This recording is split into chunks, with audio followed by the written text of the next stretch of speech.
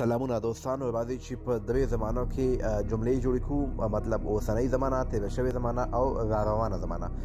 فعلا اوله جمله جوړوم، مطلب زه ویده یم او مطلب دغه کار اوس کیږي، اوسنۍ زمانه ده، روانه ده.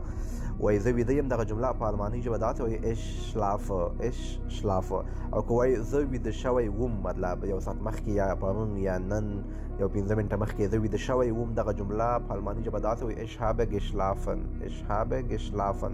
زه ویده شوی وم یا زه ویده وم. او که وایو زه به ویده کېږم، را روانه زمانه ده، را روانه مطلب څه وخت بعد به دا کار کېږي.